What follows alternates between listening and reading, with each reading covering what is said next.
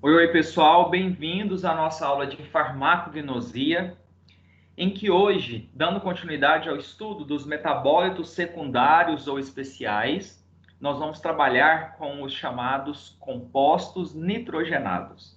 Então, nós temos, dentro dos metabólitos secundários ou especiais, três grandes grupos: compostos fenólicos, representados principalmente por flavonoides, taninos, cumarinas e quinonas; compostos terpênicos, em que entram heterosídeos cardioativos, saponinas, óleos voláteis ou essenciais, que tem como compostos majoritários compostos terpênicos, mas também fenilpropanoides, né? E o grupo dos compostos nitrogenados, conhecidos como alcaloides.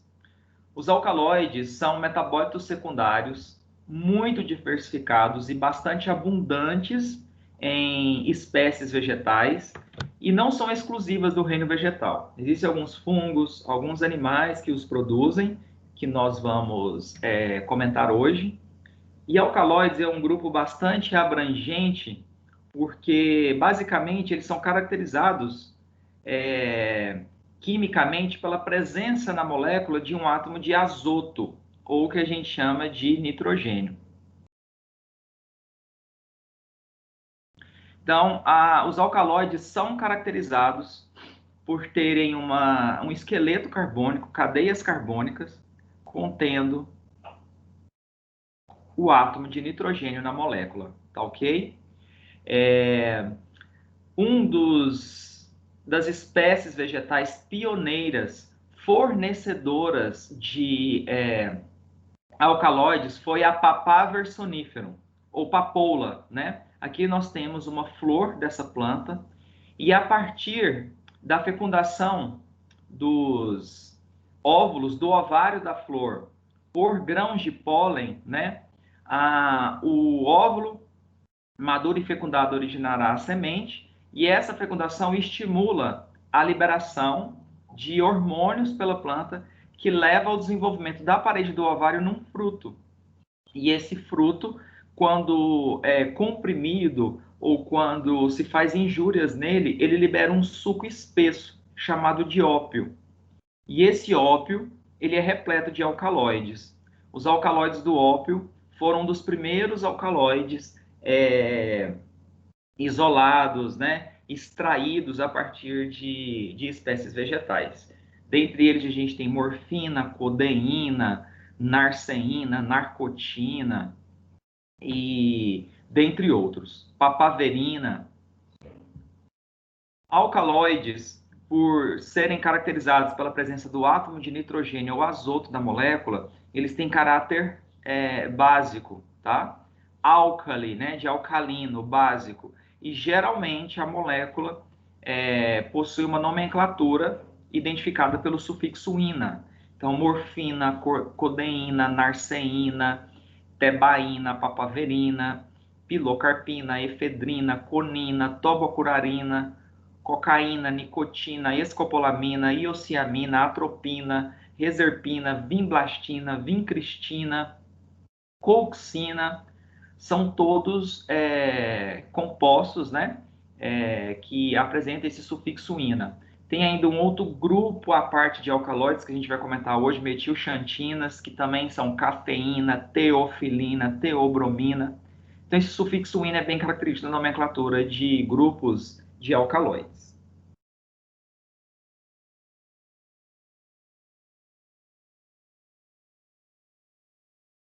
Então, o termo alcaloide foi apresentado pela primeira vez no século XIX pelo farmacêutico Meissner, para descrever os metabólitos que foram isolados no mesmo período e que apresentavam características de álcali, alcalinos, básicos, né? Assim, em sua primeira definição, os alcaloides apresentavam características básicas que continham nitrogênio e eram obtidos de plantas. Mais tarde, com o conhecimento da sua origem biogênica, os requisitos de serem derivados de aminoácidos e apresentar o nitrogênio na forma de heterociclo foram acrescentados. Hoje, já se aceita que os alcaloides podem ser obtidos de outros organismos que não plantas. Então, na introdução da aula eu havia dito, né, que é um grupo bastante diversificado e muito abundante em espécies vegetais, mas ainda assim a gente consegue encontrar em alguns animais também marinhos, fungos e animais terrestres também. Portanto, uma definição simples e ampla o suficiente para incluir as exceções ainda não foi cunhada. A definição provavelmente mais aceita atualmente, apresentada por Pelletier, diz que um alcaloide é uma substância orgânica cíclica contendo nitrogênio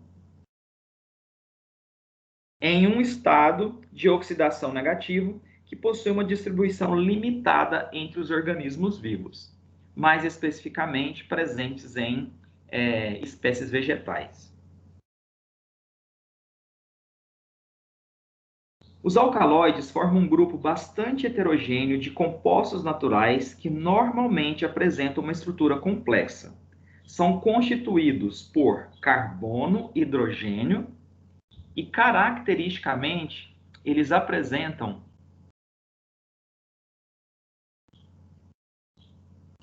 um átomo de azoto, né, ou nitrogênio, o qual, na maioria dos casos, forma parte de um anel heterocíclico. Você encontra o átomo de nitrogênio presente em anéis de átomos de carbono, daí as cadeias serem heterocíclicas, porque além dos átomos de carbono, você tem um átomo de quê? De nitrogênio, tá? Sendo a maioria deles oxigenados. Então aqui a gente tem a representação da estrutura química de alguns alcaloides do ópio, ou seja, de alguns alcaloides obtidos a partir da compressão ou injúria feitas no fruto da papoula, ou Papaver sonniferum, esse fruto do tipo cápsula, que libera esse suco espesso, que é o ópio, que é repleto de alcaloides. Dentre eles, morfina, tebaína, codeína, papaverina, narceína. Morfina e codeína são analgésicos opioides, né? Capazes de proporcionarem analgesia nos organismos animais. E a codeína também tem uma certa ação antitussígena, né? Agora, a tebaína ela é utilizada para a síntese da naloxona, que é um antagonista opioide. Então, em casos de overdose por morfina, a naloxona seria útil para deslocar, né, a morfina dos receptores opioides. E assim ela reverteria os efeitos da morfina por ter uma ação antagonista.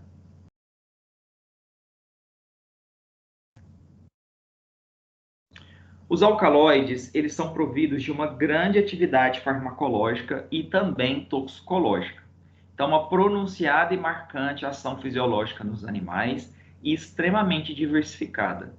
Desde a ação analgésica a antiparasitária, passando por ações antiespasmódicas, antihipertensiva, anti-enxaquecosa, dependendo, né, do tipo de molécula de alcaloide com o qual você lida, você tem essa grande variedade, diversidade, essa versatilidade de propriedades farmacológicas e que muitas delas são exploradas com potencial terapêutico, né?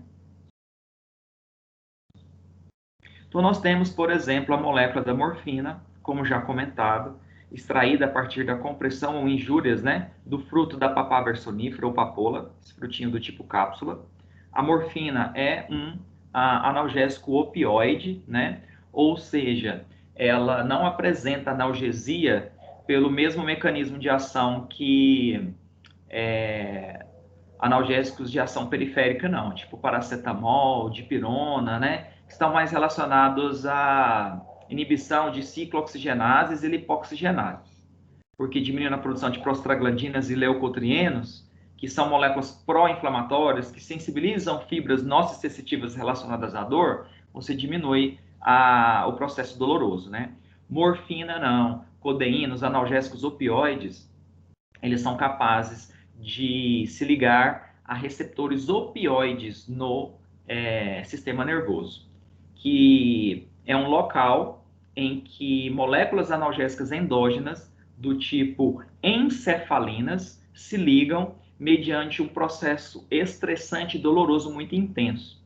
Então, por vezes, a pessoa tem um acidente muito grave, né, e depois a pessoa é investigada, né, e se pergunta, você sentiu muita dor? E a pessoa fala, nossa, eu não vi nada. É porque, como um mecanismo de sobrevivência, o organismo libera essas encefalinas, né, às vezes fala-se que mulheres também são mais resistentes à dor, justamente porque o organismo fisiologicamente se prepara, por exemplo, para um momento como o parto, né? E aí essas encefalinas se ligam nesses receptores opioides e exercem uma excelente ação analgésica.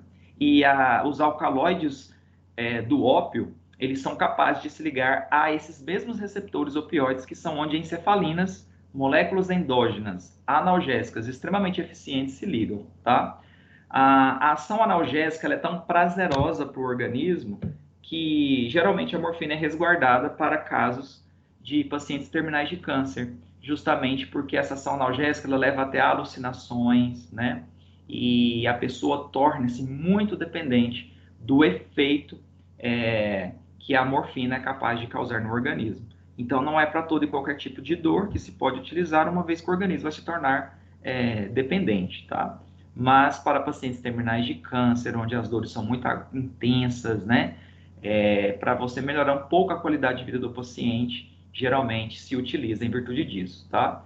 Mas esses analgésicos opioides, igual morfina, eles não têm um mecanismo de analgesia igual os analgésicos periféricos, tá? Como paracetamol, dipirona, ibuprofeno, né? Eles estão relacionados à inibição de ciclo oxigenase, produção de prostaglandina. Morfina, analgésicos opioides, não. Eles se ligam em receptores opioides no sistema nervoso, que são receptores para encefalinas, que são moléculas endógenas do próprio organismo, que são liberadas mediante um processo muito dolorosos, tá? Além de morfina, nós temos também a nicotina. A nicotina, ela é obtida a partir das folhas dessa espécie aí, que é a chamada nicotiana tabaco, né?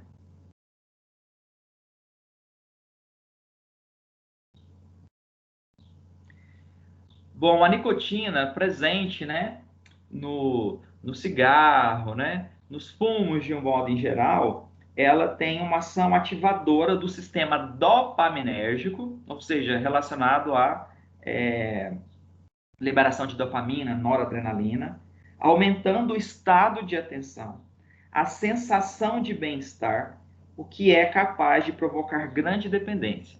A nicotina é uma das drogas, digamos assim, causadoras de maior dependência em virtude dessa sensação de bem-estar que ela é capaz de proporcionar, né? A nicotina, ela entra na constituição, terapeuticamente dizendo, de pastilhas, sprays nasais ou adesivos indicadas para quem quer deixar de fumar e tem dificuldades em fazê-lo.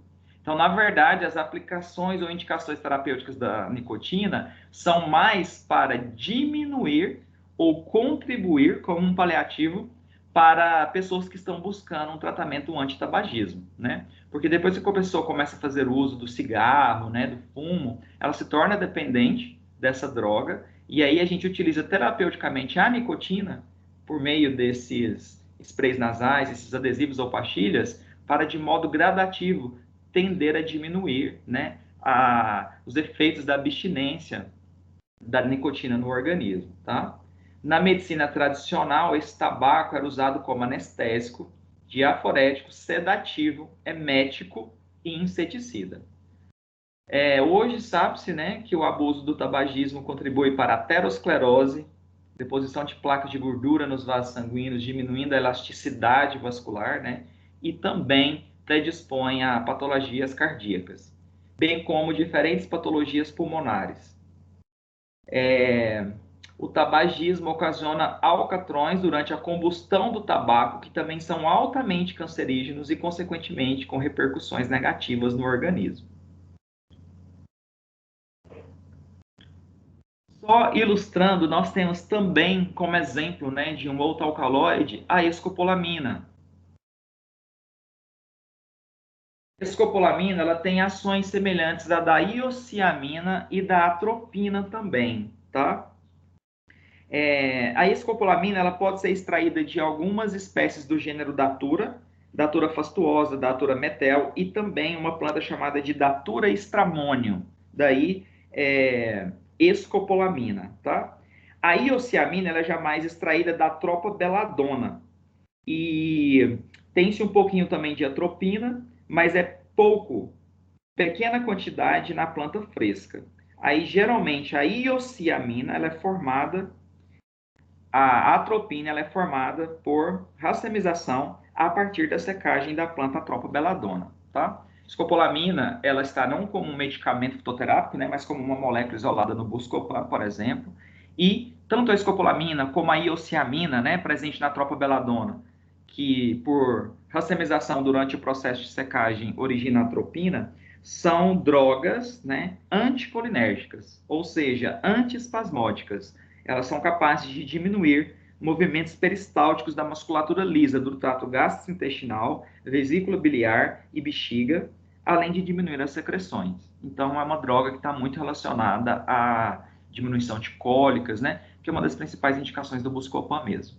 Então, pessoal, aqui, caracteristicamente, e é o que a gente vai identificar na estrutura química de uma molécula de alcaloide, a presença dos átomos de azoto, né? Nitrogênio.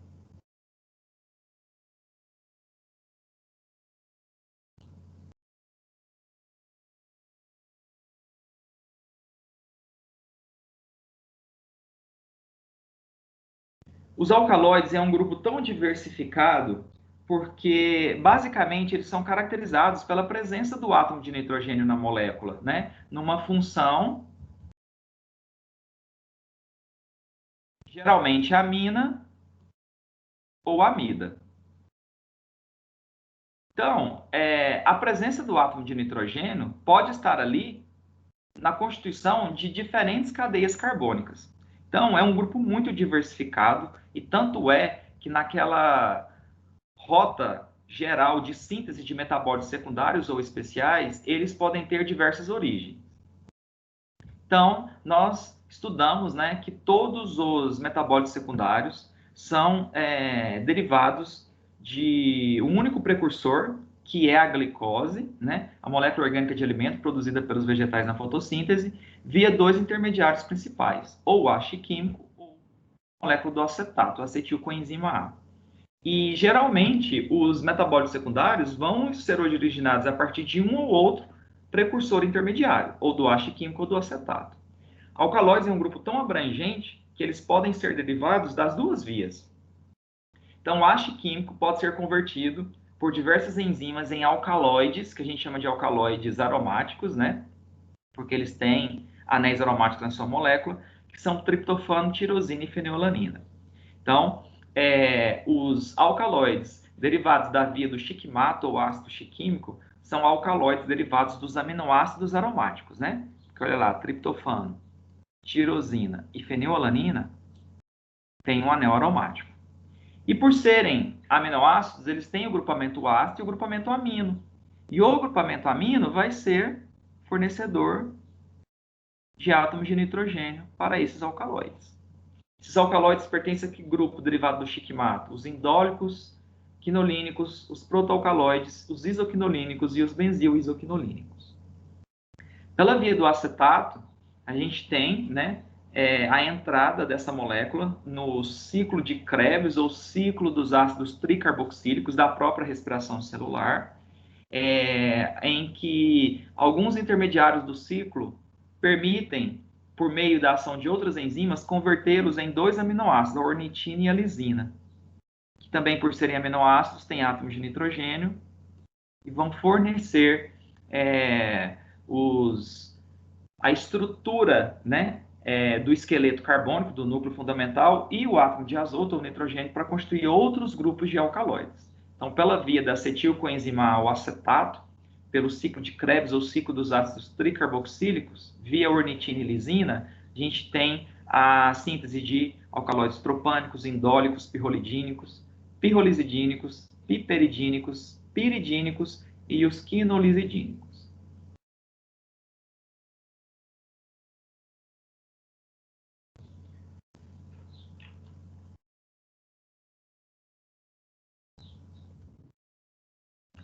Bom, historicamente, o uso de extratos vegetais contendo alcaloides como medicamentos, venenos e em poções mágicas pode ser traçado desde os primórdios da civilização. Uma vez que nós vimos que por ser um grupo bastante diversificado, né, os alcaloides, eles são providos de uma grande atividade farmacológica, mas também toxicológica.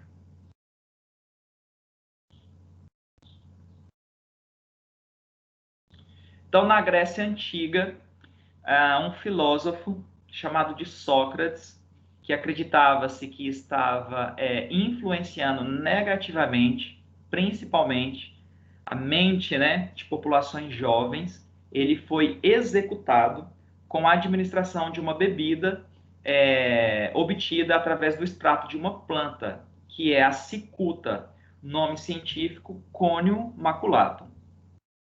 Então, a execução de Sócrates se deu pela administração de uma bebida a partir da cicuta, ou Conium maculatum, e essa planta ela é muito rica num alcaloide chamado de conina. Olha lá, a presença do átomo de nitrogênio, que caracteriza a molécula do alcaloide, né? A saconina, curiosamente, ela tem um odor de urina de rato. E as pessoas contaminadas, né, ou que ingeriram alguma substância derivada a partir dessa planta, elas têm caracteristicamente o mesmo odor de urina de rato, tá? E essa conina é um alcaloide tóxico, né, que atua sobre o sistema nervoso, causando agitação, tremedeira, pupilas dilatadas, diminui a frequência cardíaca, bradicardia, o que é capaz de levar o indivíduo ao coma e morte por parada respiratória devido à paralisação dos músculos relacionados à hematose, à troca gasosa, né? Também Lívia, esposa do imperador Augusto, ela costumava causar a morte dos inimigos políticos de seu esposo, né, o Augusto, fornecendo banquetes contendo extratos de atropa belladonna misturada aos alimentos, tá? A atropa belladonna, ela tem esses frutinhos negros de cor, de sabor doce, que é muito comum causar intoxicação em virtude disso, porque eles são muito atrativos, mas principalmente na folha. Nos frutos sim, mas principalmente na folha, tá? A gente tem a iociamina, se a planta for seca, por racemização, ela origina a atropina, né? E essa atropina, ela é um alcaloide narcótico e tóxico, né?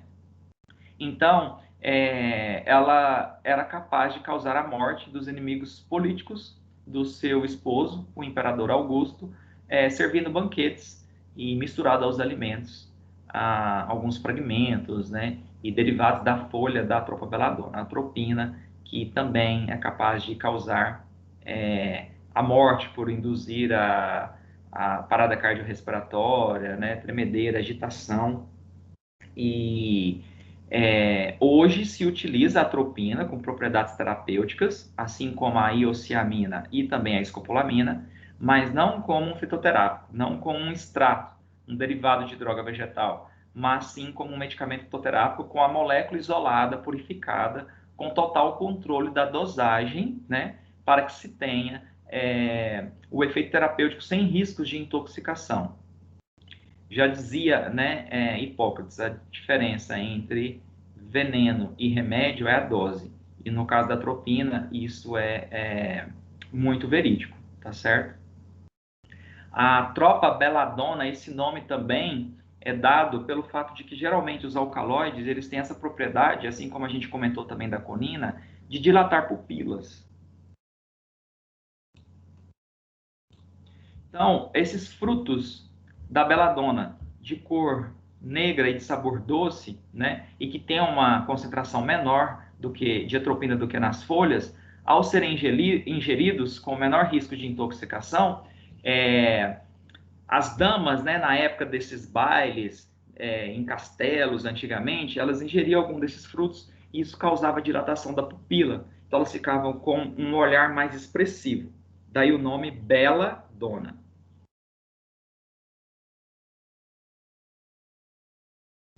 E ainda mais especificamente, historicamente relacionada ao nosso país, ao Brasil, aqui a gente tem uma planta nativa da Amazônia, né?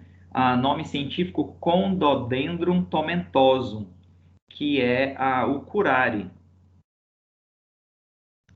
Condodendron tomentosum curare, o extrato obtido a partir dessa planta, né, ela é muito rica em um alcaloide chamado de tobocurarina.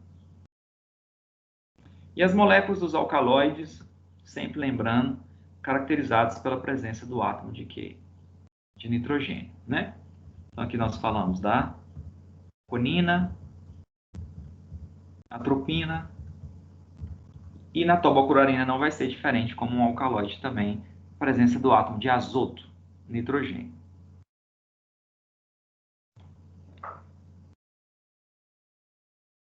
Então essa aí é a tobocurarina. Bom, os extratos obtidos a partir dessa planta eram utilizados para a contaminação de pontas de dardos e flechas, e era a forma como os índios da bacia amazônica tinham de se defender das armas de fogo, né, do homem branco.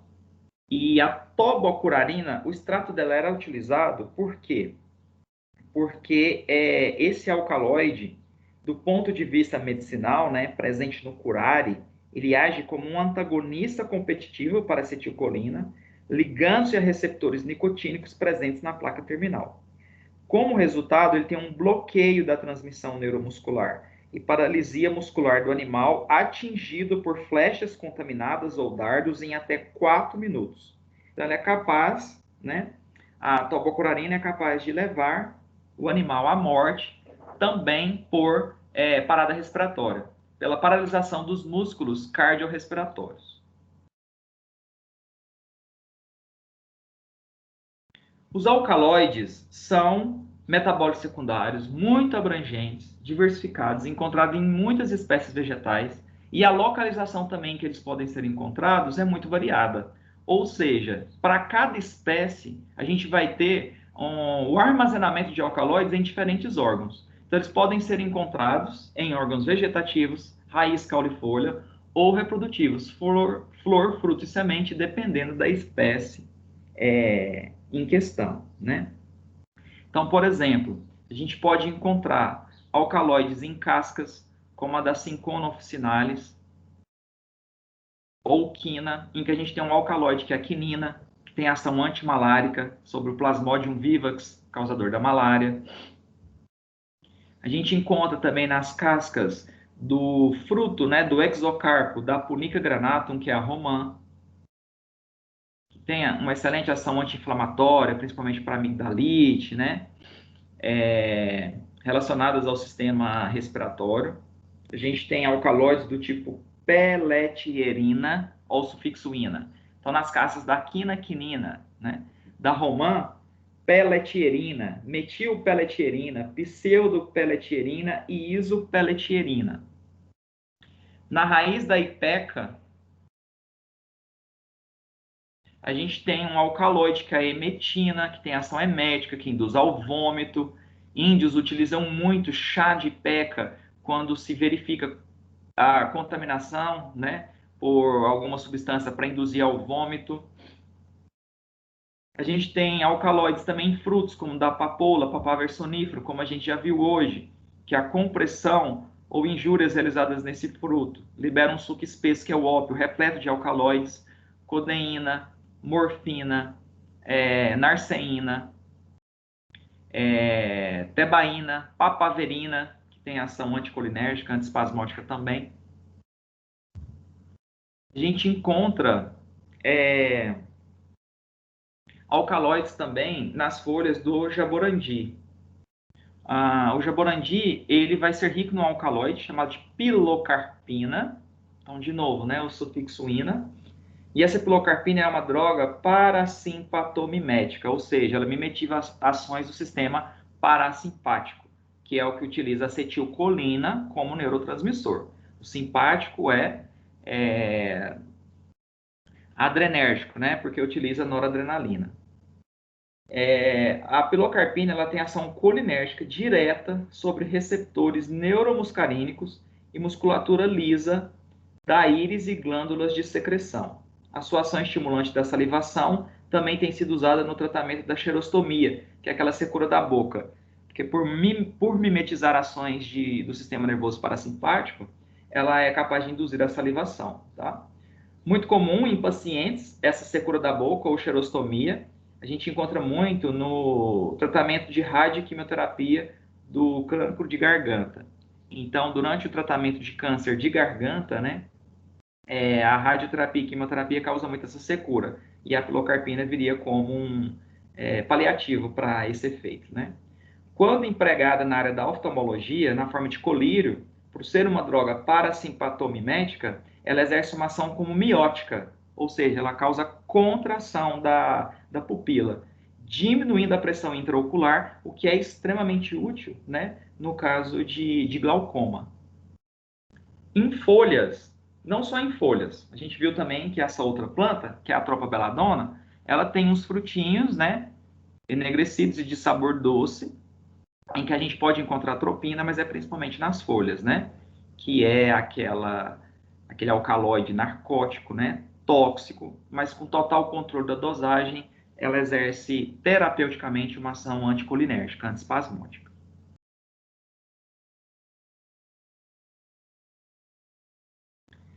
Os alcaloides, eles são classificados conforme a sua origem e característica na estrutura química da molécula em 3 grandes grupos, tá?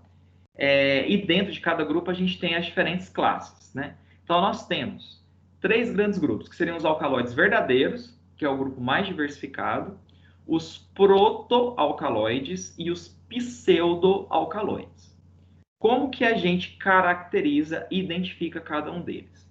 Alcaloides verdadeiros são aqueles alcaloides em que o átomo de nitrogênio ou azoto vai estar dentro de um anel. Um anel, uma cadeia cíclica de átomos de carbono. Então a gente fala dentro de um anel heterocíclico, porque além de carbono tem nitrogênio. Então, como não é um átomo só, não é uma cadeia homogênea, ela é heterogênea.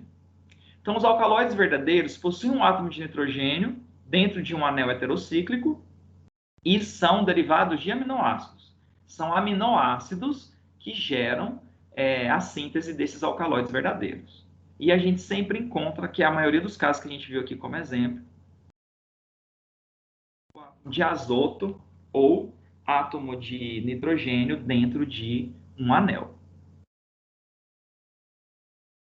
Então, por exemplo, a morfina, a nicotina, a escopolamina que nós falamos hoje, são todos alcaloides verdadeiros. Na verdade, conina, atropina, tobacurarina, a gente está vendo em todas essas moléculas átomos de nitrogênio dentro de um anel. Então, a grande maioria dos alcaloides são alcaloides verdadeiros. E lá na introdução da aula, a gente falou, né, sobre morfina, nicotina, escopolamina, e em todos eles, olha lá, o nitrogênio dentro de uma cadeia cíclica de carbonos, né, de um anel heterocíclico. E assim também, como nós exemplificamos lá agora, a quinina.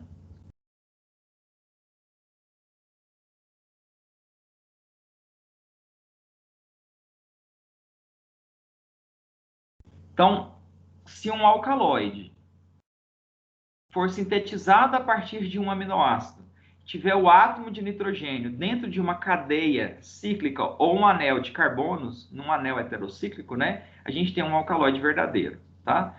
Todos eles, olha lá, relembrando, identificados pelo sufixo -ina, né? A quinina é extraída das castas da Cinchona officinalis, uma planta popularmente conhecida como quina, né?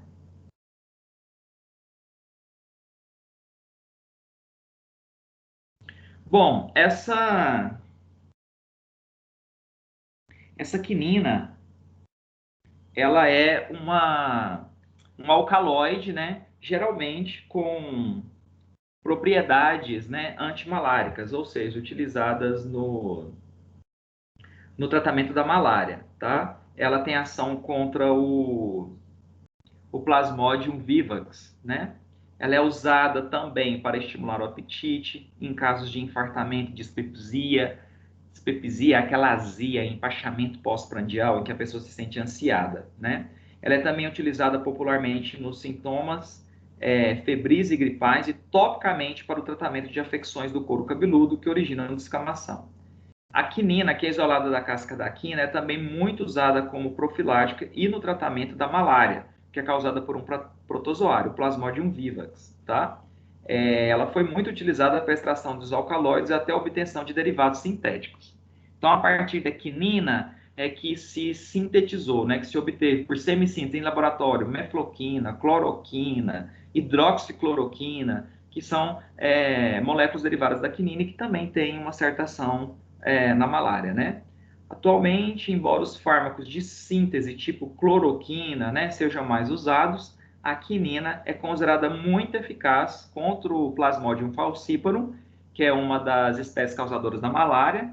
A gente tem Plasmodium falciparum, Plasmodium vivax, Plasmodium malariae, né? Sobretudo nas formas assexuadas cloroquino resistentes, tá?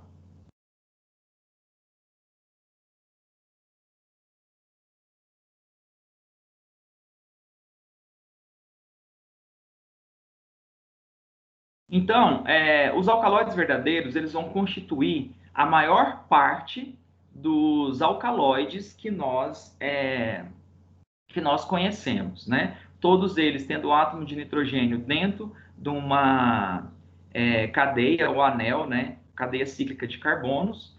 E o que vai diferenciar um alcaloide verdadeiro do outro é o núcleo fundamental, a constituição básica das cadeias de carbono, né? Constituintes da molécula. Mas todos eles, sem exceção, se é um alcaloide verdadeiro, ele foi derivado de um aminoácido que foi utilizado para sua síntese, e ele tem que ter um sistema de anéis heterocíclicos, né? Uma cadeia cíclica de carbonos com átomo de nitrogênio. Olha lá, os alcaloides piperidínicos, os piridínicos, os quinolínicos, os alcaloides pirrolidínicos, isoquinolínicos, imidazólicos, tropânicos e os indólicos. Então, independente do esqueleto carbônico básico que você tenha, né, para cada uma dessas moléculas aí, você basicamente consegue verificar, né, a presença do átomo de nitrogênio no interior de um anel de carbonos, né? Bom, só exemplificando, né? Porque na verdade essa aula, pessoal, ela é uma introdução. Ela está relacionada apenas a generalidades e aspectos básicos de alcaloides. Porque para a gente estudar cada grupo, a gente teria que ter só uma aula para cada um desses grupos, né? E na verdade o objetivo dessa aula é só uma introdução mesmo. Então, só exemplificando, os piperidínicos são alcaloides, né, em que tem um átomo aí de nitrogênio num anel heterocíclico sem duplas ligações, tá vendo? E a gente tem como exemplo a loberina. Não é muito conhecido, né? Mas é extraído das partes aéreas de uma planta, conhecida como Lobelia inflata, e ela tem uma ação muito semelhante à da nicotina, tá? Só que com uma potência menor. Então, ela também estimula, tem uma propriedade de estimulação respiratória, né? De ações relacionadas à adrenalina, por isso está muito relacionada à sensação de bem-estar, né? E estimulação do sistema nervoso central. Um exemplo de alcaloide piridínico, que aí estaria, de certa forma, relacionado, né, um pouco ao piperidínico, é a própria nicotina. Então, os alcaloides piperidínicos, como lobelina, e os piridínicos, como a nicotina, caracteristicamente têm essas ações semelhantes, né? E aí, como já falados por nós na aula de hoje, a nicotina, né, ela é uma droga ativadora do sistema dopaminérgico, aumenta o estado de atenção, sensação de bem-estar, por isso que ela está muito relacionada a ocasionar, né, dependência. Dentre os alcaloides quinolínicos, eu exemplifiquei aqui no início os alcaloides verdadeiros, a gente teria a quinina, né?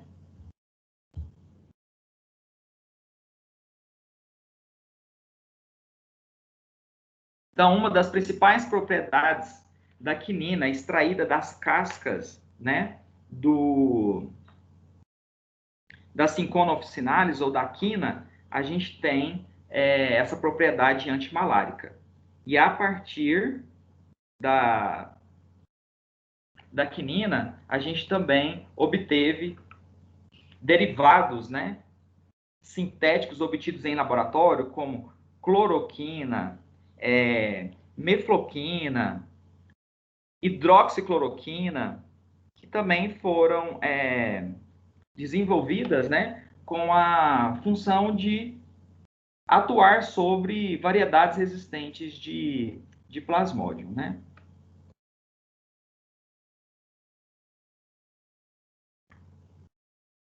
A quinina, pessoal, um outro emprego industrial dela também é como aditivo na produção de alguns alimentos e bebidas, tá? Então, a gente encontra a quinina na água tônica. E por apresentar características amargas e adstringentes ao ser ingerida, né, essa quinina presente na água tônica, ela induz as secreções gástricas e biliares, auxiliando no processo digestivo. Bom, exemplo de alcaloide pirrolidínico que a gente tem seria a utilização da sua molécula como precursora para obtenção de outros alcaloides. Então, não tem nenhum alcaloide em específico, pirrolidínico especificamente, com propriedades medicinais descritas ainda não, tá? Dentre os isoquinolínicos, aí o grupo é bastante diversificado, tá? Os próprios alcaloides analgésicos opioides são isoquinolínicos, então aqueles derivados do ópio, né? Morfina, codeína, papaverina, narceína, narcotina, são obtidos a partir do ópio e são alcaloides isoquinolínicos, tá? A própria tobocurarina, que a gente falou hoje, a respeito da capacidade de causar paralisia e morte por parada respiratória, né? Utilizados para contaminar dardos e flechas por índios da bacia amazônica para se defender das armas de fogo do homem branco, é também um alcaloide isoquinolínico.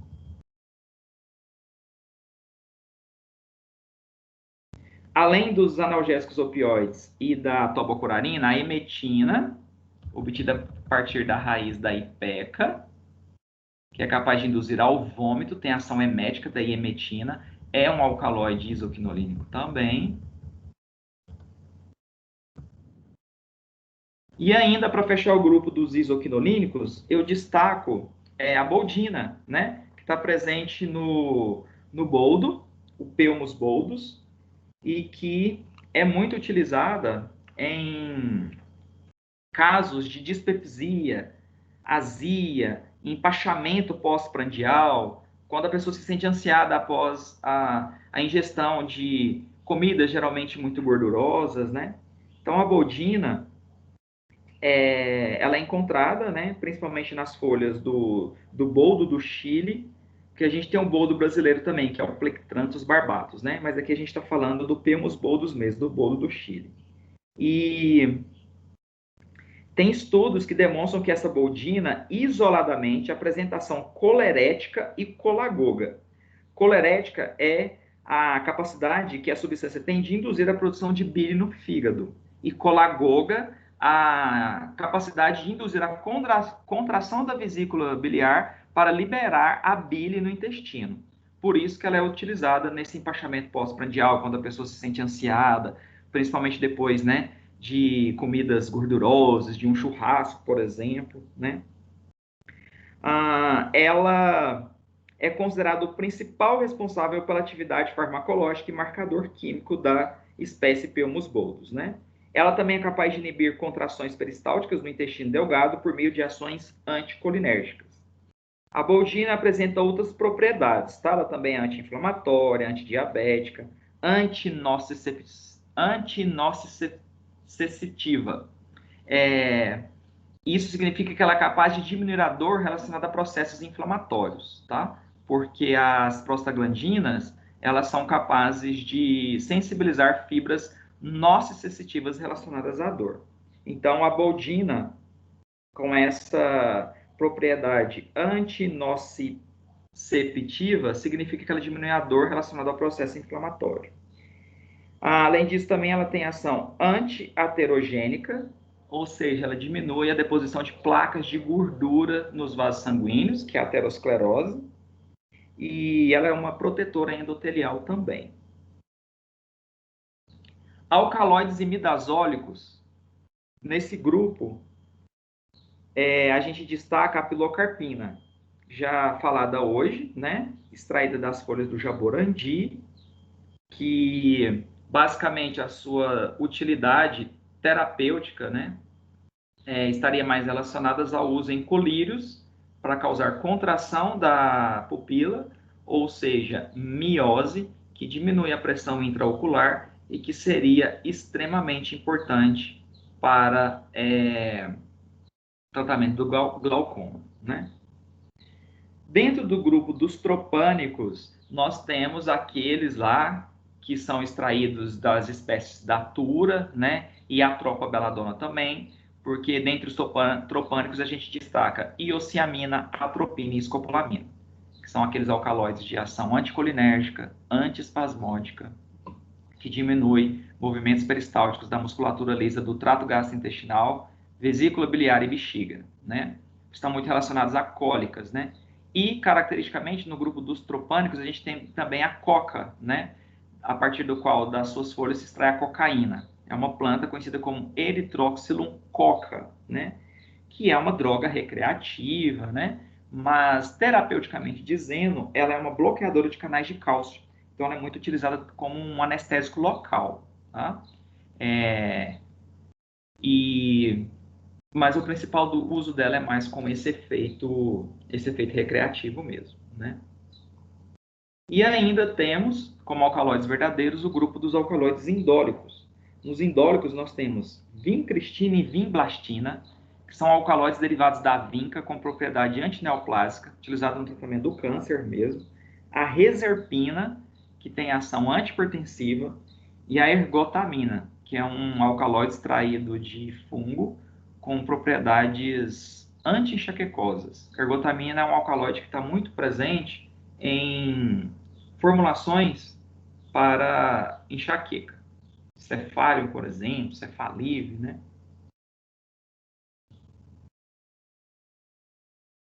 Então, pessoal, nós estamos nesse primeiro grupo de alcaloides, que é o mais diversificado, né? Chamado de alcaloides verdadeiros. E, simplificando, o que caracteriza esse grupo? São derivados de aminoácidos, enzimas vegetais utilizam aminoácidos para sintetizar e obter cada um desses alcaloides. Eles são caracterizados, todos eles, sem exceção, pela presença do átomo de nitrogênio dentro de um anel heterocíclico. E o que diferencia um grupo do outro é o núcleo fundamental, as cadeias, o esqueleto carbônico, que vai ser característico para cada um deles. Além de alcaloides verdadeiros, né, nós temos ainda os protoalcaloides e também os pseudoalcaloides, né? Protoalcaloides são aqueles alcaloides em que o átomo de nitrogênio não se encontra dentro de um anel.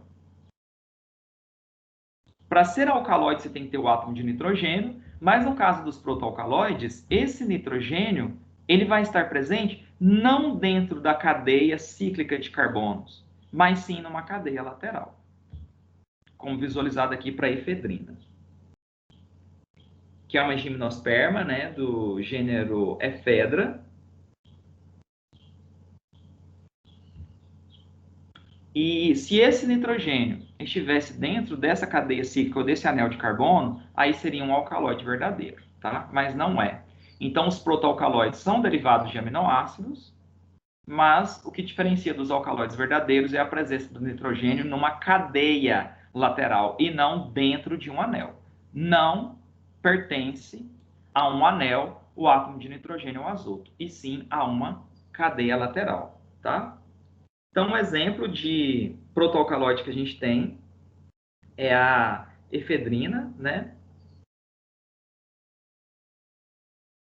E a efedrina, ela é um alcaloide com efeito broncodilatador e descongestionante. É usada para o alívio da asma, rinite, tosse, sintomas gripais e bronquites. Prefere-se, no entanto, o emprego da pseudoefedrina em rinites.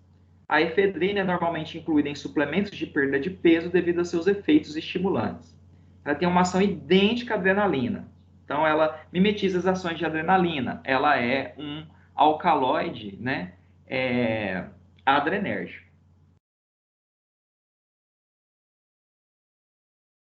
Por ser um alcaloide capaz de mimetizar as ações de adrenalina, ela provoca um aumento na taxa metabólica basal, que contribui para a perda de peso e também é fonte de efeitos colaterais potencialmente graves.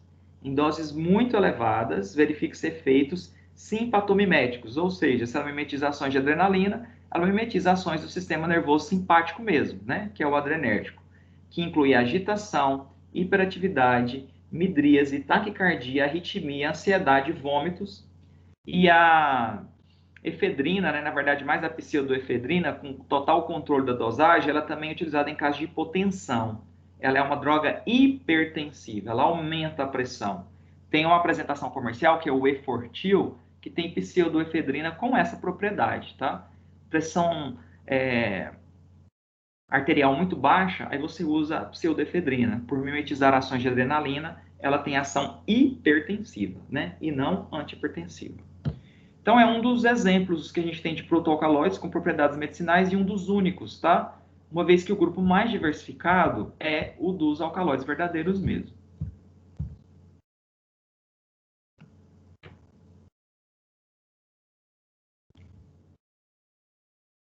Além de alcaloides verdadeiros e protoalcaloides, um outro grupo que a gente tem é o dos pseudoalcaloides. Pseudoalcaloides. A gente sabe que o sufixo pseudo significa o quê? Falso. São falsos alcaloides, tá? E como que a gente vai caracterizar esse grupo? Bom, vejam bem. O que a gente falou de alcaloides verdadeiros e protoalcaloides? Os dois grupos, apesar de apresentarem diferenças entre si, eles têm uma característica em comum.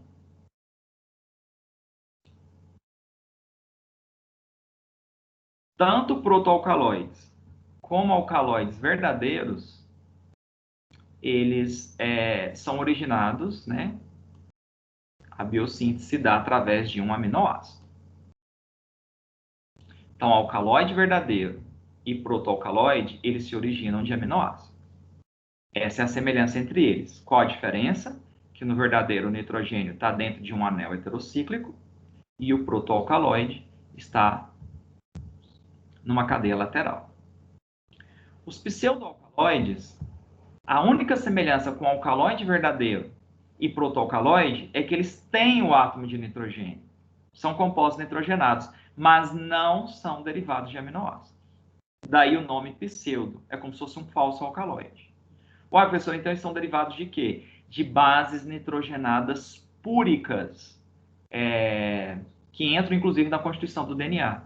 Então a adenina e a guanina são bases nitrogenadas, compostos nitrogenados, que vão fornecer o átomo de nitrogênio e vai ser utilizado como precursor para a biossíntese dos pseudoalcaloides. O termo pseudoalcaloide, justamente por ser um falso alcaloide, é muito pouco utilizado. O termo mais comum que se utiliza é metilxantina, tá? Então, pseudoalcaloides, os livros gostam de trazer como metilxantinas. Então, você teria alcaloides verdadeiros, protoalcaloides e metilxantinas, que são pseudoalcaloides.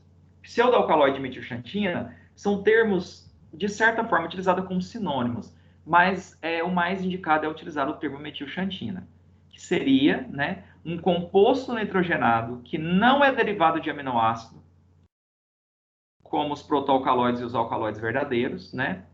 São derivados de bases púricas do DNA, adenina e guanina, e apresentam, inclusive, algumas propriedades terapêuticas e emprego farmacêutico que a gente vai comentar aqui, né?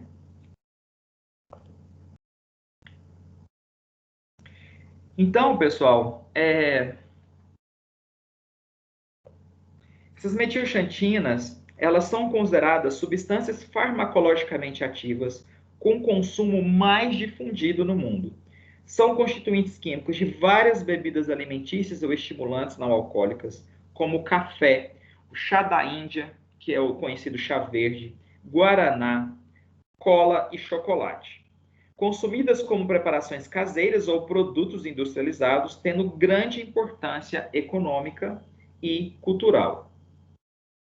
As metilxantinas mais abundantes são três.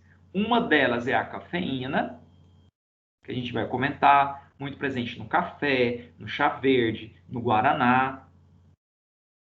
Mas a gente tem também ainda teofilina e teobromina. Teofilina muito presente no guaraná com a teobromina, né? A teobromina muito presente no cacau também. Elas possuem relevante aplicação farmacêutica. A cafeína é obtida de fontes vegetais, principalmente do café. A teofilina é encontrada em pequenas quantidades no reino vegetal, sendo obtida para fins comerciais, sobretudo por síntese. E a teobromina é encontrada especialmente no cacau. Também há relatos da presença de paraxantina, um dos principais metabólitos ativos da cafeína no homem, em culturas de células in vitro em plantas jovens de café. Em função de sua origem biogenética, que não se dá por aminoácido, como nós já falamos, né? Mas sim de bases púricas do DNA, e também por terem caracteristicamente um caráter anfótero. Então, os alcaloides geralmente têm propriedades álcalis, alcalino, básica, né? As metilxantinas, por serem derivadas de bases púricas, elas têm caráter anfótero. O que significa isso? São moléculas de caráter duplo, com uma parte da molécula polar e outra apolar. Então, elas podem se comportar, dependendo do pH do meio, como ácidas ou como moléculas o quê? Ou como moléculas básicas, né? As metilxantinas são muitas vezes consideradas com esse termo de pseudoalcaloides, né? Justamente por não serem derivadas de aminoácidos, sim bases púricas do DNA.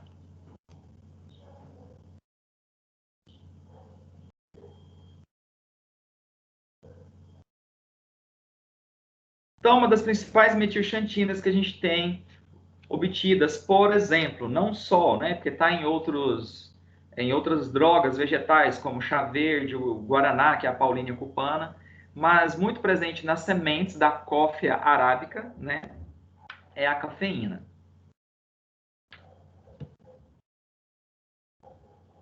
Então, a cafeína é uma metilxantina, né, que apresenta aí um esqueleto carbônico, uma estrutura química muito parecida com de uma base púrica adenina ou guanina.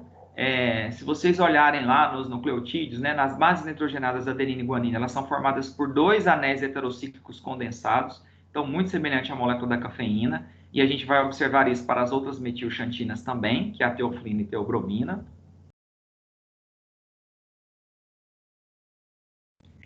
E aí, pessoal, o emprego farmacêutico da cafeína, ele é bastante relevante, né?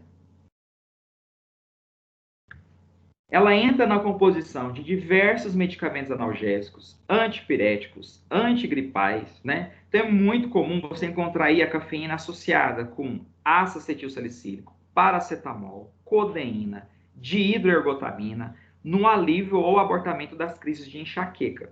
Por quê? Porque a cafeína ela é potencializadora da ação analgésica. Por isso que ela vem muito com dipirona, com paracetamol, associado também a um vasoconstritor, que é um mucato de isometeptena igual na neosaldina, o tratamento da enxaqueca, né? A sua eficácia em associações com paracetamol e ácido acetilsalicílico destinadas ao alívio de dores de cabeça tem sido documentada em vários ensaios clínicos. Além disso, ela é usada também como fármaco isolado, sobretudo na depressão respiratória em neonatos.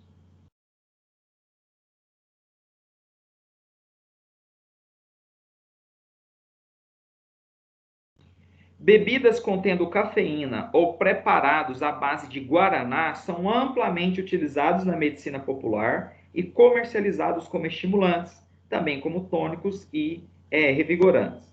Ela apresenta um importante efeito sobre o estado de alerta, tanto é que se utiliza às vezes café ou bebidas energéticas para diminuir o sono, melhorar a vigília, em casos de pessoas que precisam estudar, ficar um tempo maior acordados durante a noite. A cafeína também é utilizada com essas propriedades, né? Também existem evidências experimentais de que a cafeína tem propriedades reforçadoras, podendo induzir dependência, mas tal efeito é muito mais suave do que aquele observado com outros estimulantes centrais. A dependência causada pela cafeína é compatível com a vida social e produtiva dos indivíduos, né? Quem que não tem que tomar aí, né, uma xícara de café para que possa dizer que iniciou o dia e que acordou, né? Já é um certo grau de dependência mesmo que o organismo tem dessa metilxantina, desse pseudoalcaloide, que tem uma ação estimuladora sobre o sistema nervoso central, né? Mas há evidências de que o consumo dessa substância pode estar relacionado com a dependência a outras substâncias também psicoativas, como o álcool, né? A própria nicotina presente no cigarro e a cocaína, que a gente falou, né? Que é utilizada como droga recreativa. Bom, pessoal, no caso em específico do café, né? Que é a coffea arábica, o seu farmacógeno, né? O órgão de interesse terapêutico principal são as suas sementes. Então, o café é o fruto dessa pequena árvore e ela é nativa, não do Brasil, tá? O café, ele é da Etiópia.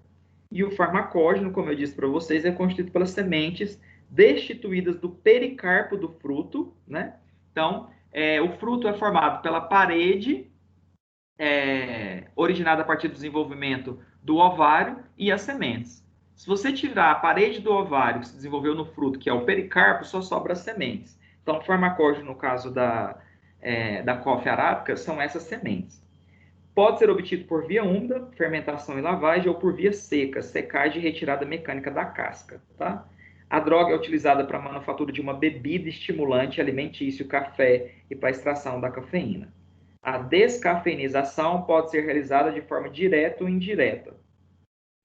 E além da coffea arábica sendo rica nessa metilxantina, que é a cafeína, uma outra droga também em que a gente destaca a presença dessa metilxantina, né, que é derivada de base púrica, os dois anéis condensados, aqui a cafeína novamente, o chá da Índia, que a gente conhece por aqui também como sendo o chá verde, né? Que é uma pequena árvore muito ramosa e ela é originária da Ásia continental e da Indonésia, cultivada na Índia, China, Sri Lanka, na antiga União Soviética, no Japão, no Quênia e na Indonésia, tá? As folhas e os botões terminais são utilizados em natura, aromatizados com menta e frutas ou sob a forma de produtos solúveis, como chá alimentício e estimulante, justamente devido à presença da cafeína, com propriedades também estimuladoras, né, do metabolismo, por isso que é utilizado para prática de atividade física. A cafeína tem esse efeito, né? O chá verde, ele é obtido por estabilização. E o chá preto, que também é proveniente da mesma droga, né, da Camellia sinensis, ele é obtido após fermentação e secagem. Para a obtenção dos botões terminais não florescidos, é realizada a coleta manual. Então, chá verde, chá da Índia, Camellia sinensis, ou chá preto, é muito rico também nessa metilxantina, que é a cafeína, que é uma droga com propriedades estimulantes, né?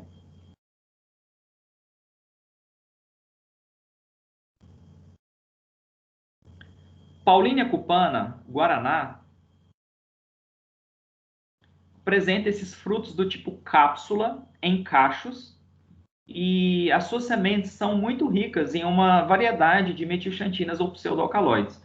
Então, o guaraná é o único em que você vai encontrar cafeína e traços de teofilina e teobromina, que também, assim como cafeína, são metilxantinas. Moléculas contendo átomos de nitrogênio derivados de bases púricas do DNA, adenina e guanina.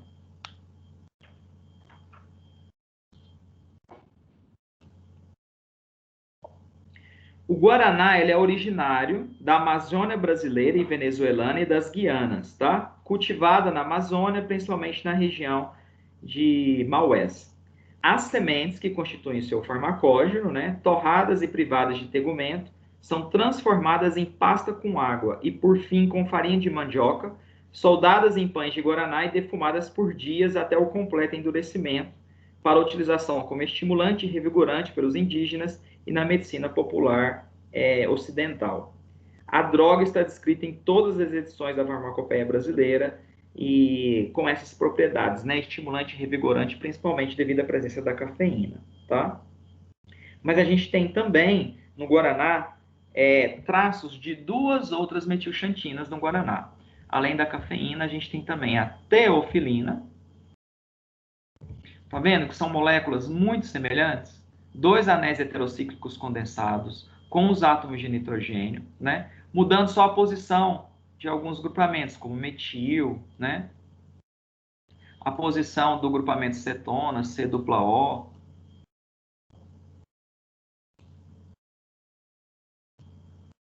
Mas ambos são de cetona, né? Tem dois grupamentos cetona. E a posição aqui dos grupamentos metil é o que modifica de uma para outra. Essa é a teofilina e tem-se também a teobromina.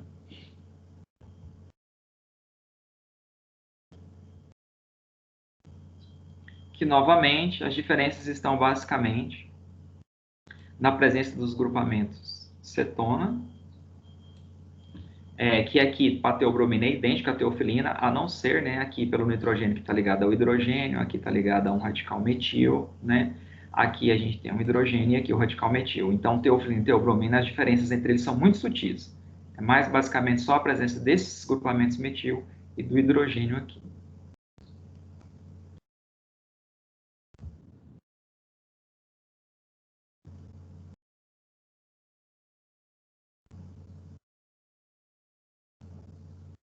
Também contendo teofilina e traços de teofilina, também contendo cafeína e traços de teofilina e teobromina, a gente tem então, semelhante ao Guaraná, Paulínia cupana, né? Aqui a gente tem uma concentração maior de cafeína, mas traços de teofilina e teobromina também. É a erva mate, cujo nome científico é Ilex paraguariensis, né?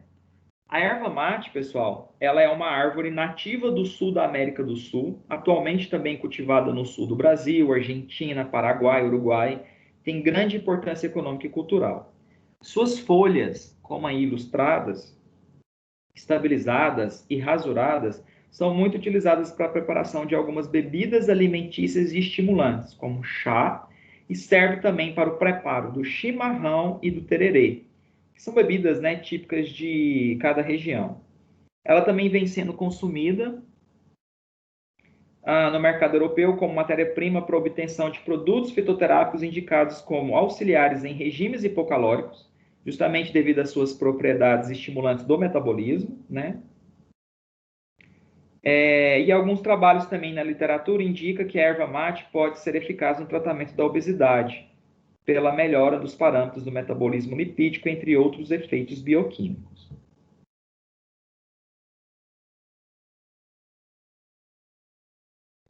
Agora, mais especificamente, como sendo a droga, né, vegetal ou a espécie medicinal mais rica na metilxantina teobromina, com traços de cafeína, então aqui a gente tem mais teobromina e traços de cafeína. É a Theobroma cacau. Cacau. Tem esse fruto do tipo cápsula alongada, né?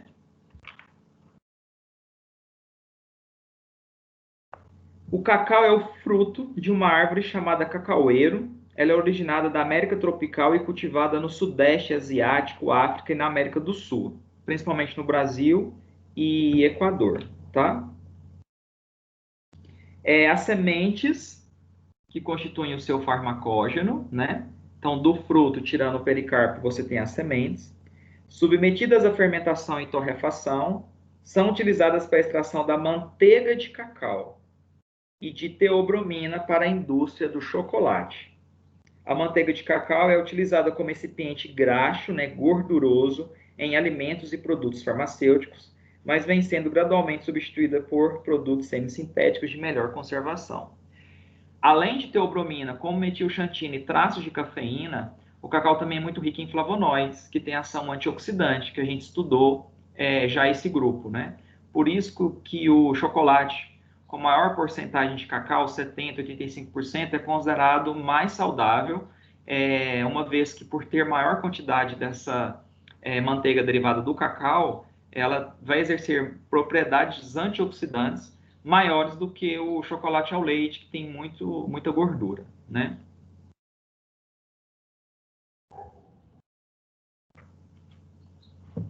Então, pessoal, nós já comentamos de um modo em geral que essas metilxantinas são muito utilizadas, principalmente em associação com alguns anti-enxaquecosos, antigripais, ou até mesmo em preparações para dietas hipocalóricas, né?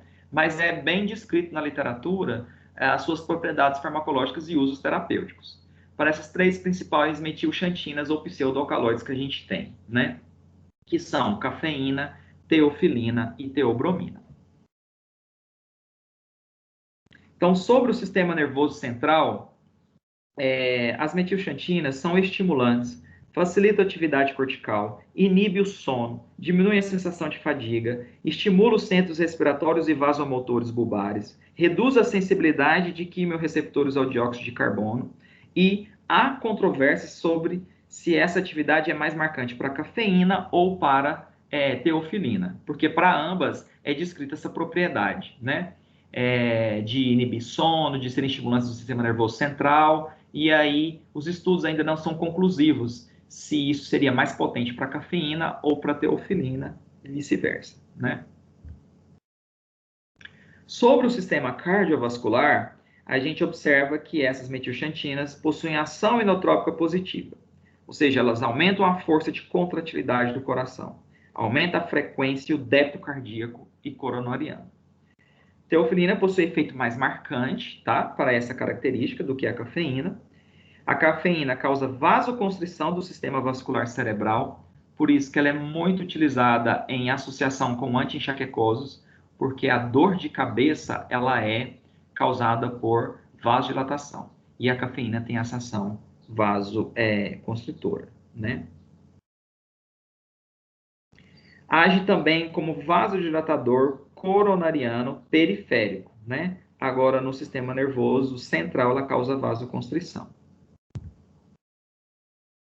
Sobre a musculatura lisa, teofilina e menos acentuadamente a teobromina induzem um relaxamento não específico da musculatura dos brônquios, né, das vias aéreas, das vias biliares, relacionada à vesícula biliar, né, e também dos ureteres do sistema urinário.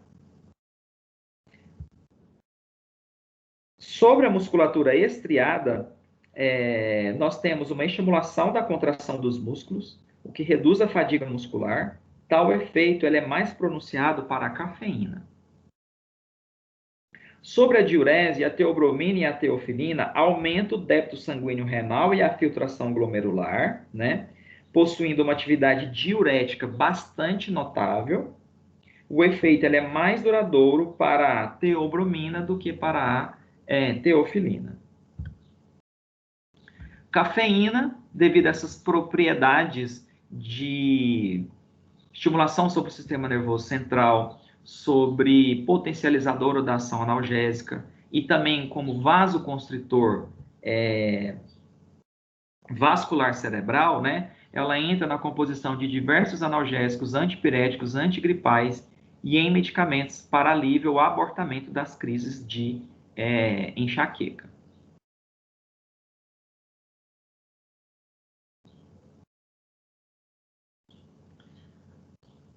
Nós vimos que os alcaloides, eles são encontrados em uma ampla variedade, né, de diferentes órgãos vegetais. Então, a gente viu exemplos aí de alcaloides em cascas, como na quina e na romã, raiz, como na ipeca, folhas, como jaborandi e beladona, né? Vimos também frutos, como da papoula, né? Agora, intracelularmente, dentro das células, né? Os alcaloides, eles são sintetizados numa organela, que é o retículo endoplasmático, e armazenados nos vacúolos.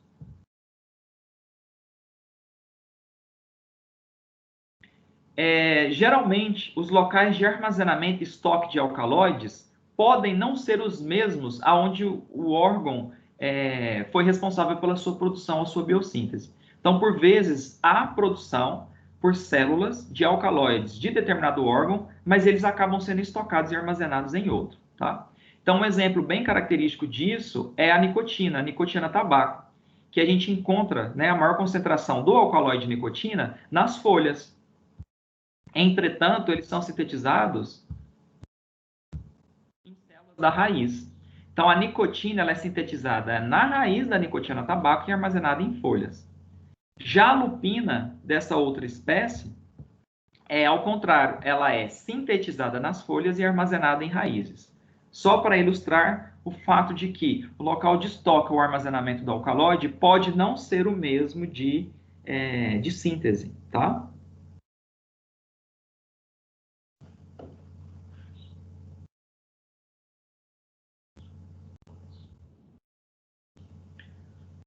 Os alcaloides são um grupo muito abrangente, diversificado e comum em espécies vegetais, mas não é exclusiva desse reino.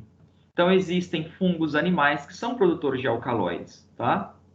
E existe um fungo que fornece alcaloides de emprego farmacêutico e com grande potencial terapêutico e emprego medicinal, que é o Claviceps purpureae, também conhecido como esporão do centeio. Então, o Claviceps purpureae, ou esporão do centeio, contamina o centeio, né? O Secare cereale. Secare cereale é o centeio, a planta, que é contaminada por um fungo chamado de esporão do centeio, que o nome científico é Claviceps purpureae. Os alcaloides de emprego farmacêutico são extraídos do fungo que parasita o centeio. E quando o centeio está parasitado por esse fungo, né, por isso que chama esporão do centeio, ele forma essa estrutura enegrecida aqui, ó, tá? Então, todas as vezes que você tiver essa estrutura enegrecida aqui no centeio, significa que ele está contaminado por esse fungo. E desse fungo se extrai alguns alcaloides com propriedades medicinais, tá? E uma delas é a ergotamina, tá vendo? Sufixo ina característico dos alcaloides, né? Essa ergotamina, pessoal, elas são substâncias ativas obtidas do ergot, né? O ergot é o fungo, e que exercem, né, já exerceram importante papel para o desenvolvimento da farmacologia, especialmente com relação ao sistema nervoso autônomo, a partir da investigação da ação da ergotamina, fundamental para estabelecer o conceito de bloqueador alfa-adrenérgico. As substâncias isoladas e ainda obtidas do esporão do centeio com importância terapêutica atual são ergometrina, mas principalmente é o que eu ilustrei aí, que é a ergotamina. Olha lá, um alcaloide, né? Sempre caracterizado pela presença dos átomos de nitrogênio.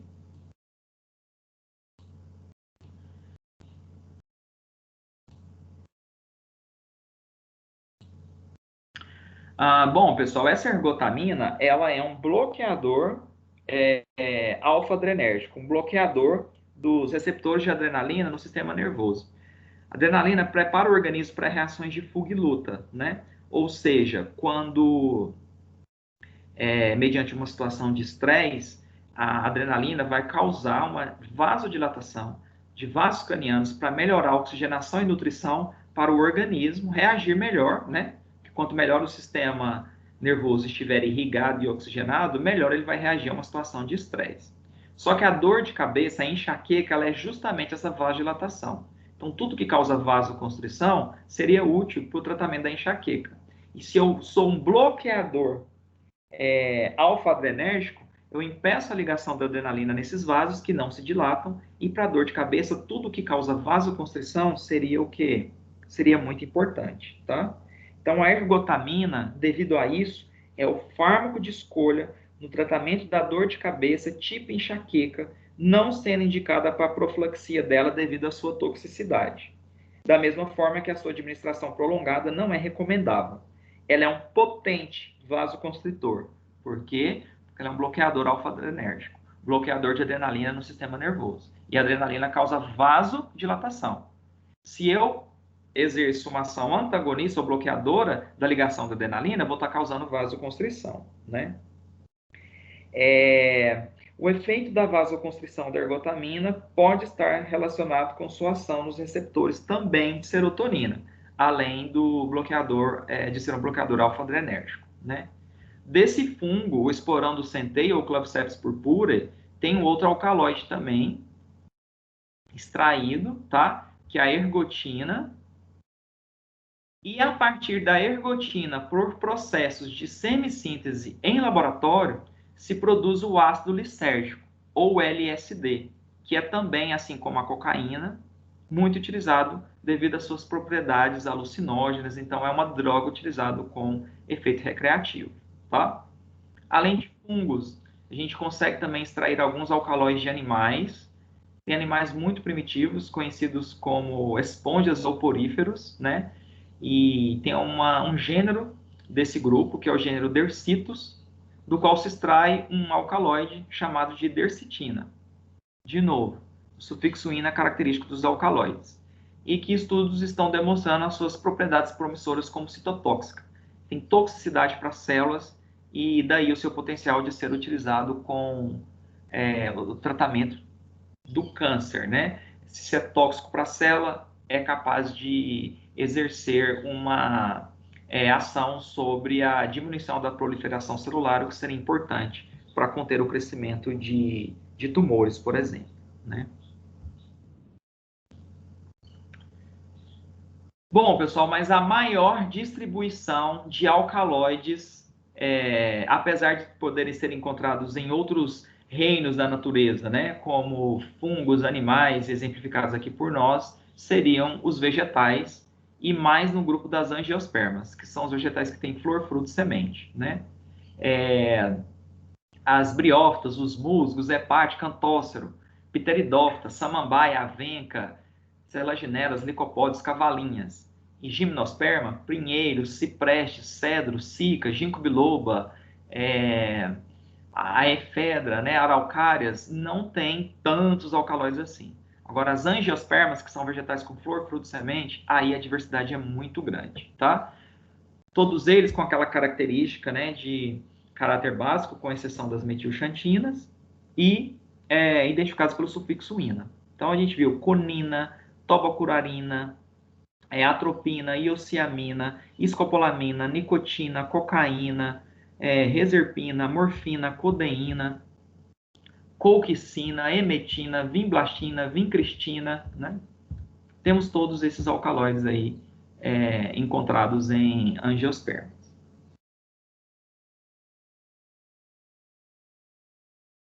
Lembrando que um metabólito secundário nunca é sintetizado por uma planta pensando na utilidade que aquela substância vem a ter para qualquer outra espécie, é sempre como importância para o seu organismo e, eventualmente, pela estrutura tridimensional dessas moléculas, elas podem ser capazes de se ligar a um receptor e modificar a função fisiológica, né?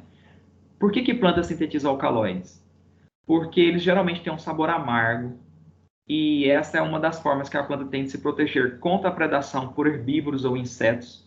Então, folhas com grande concentração de alcaloides vão conferir um sabor amargo, o que vai ser desagradável do ponto de vista do paladar e vai diminuir a predação por algum herbívoro. Por serem moléculas nitrogenadas contendo átomo de azoto, elas servem de reserva de nitrogênio para a planta, então pode ser utilizado para a síntese de bases nitrogenadas do DNA, para alguns aminoácidos, né? Uma vez que o nitrogênio entra na constituição de proteína, enzima, DNA, né, nos nucleotídeos, o que são biomoléculas do metabolismo basal essenciais para a manutenção da atividade celular de plantas. Elas ainda têm a capacidade de atuar como hormônios reguladores do crescimento, principalmente inibindo a germinação antes do pleno desenvolvimento da semente, né? Devido ao seu poder quelante ou citotóxico, com uma ação semelhante à do ácido abscísico, né? Que é um fitohormônio. Por terem caráter básico ou alcalino, elas participam da manutenção do equilíbrio iônico, contribuindo para a diminuição, na verdade não, né? Para o aumento do pH quando o pH da célula está muito ácido, né, e baixo. E geralmente, quando são alcaloides derivados dos aminoácidos aromáticos, né, elas contêm um anel benzênico, que é aquele anel cíclico de 6 carbonos com duplas ligações conjugadas, que são altamente absorventes da radiação ultravioleta. Então, protege contra a incidência de luz UV intensa. Existem ainda alguns alcaloides que têm a capacidade de atuar com propriedade antibacteriana, antifúngica e antiviral para a própria planta, tá? A Solanum tuberosa, o tubérculo dela, é capaz de produzir um alcaloide chamado de solanina, que tem essa propriedade, tá? Também, numa outra espécie, a Schizosea californica, a gente tem a sanguinarina. Então, solanina e sanguinarina são dois alcaloides com propriedades antibacterianas, antifúngicas e antivirais encontradas nesses vegetais, tá? Sempre, né, as moléculas caracterizadas quimicamente pela presença do átomo de azoto ou nitrogênio na molécula para ser um alcaloide.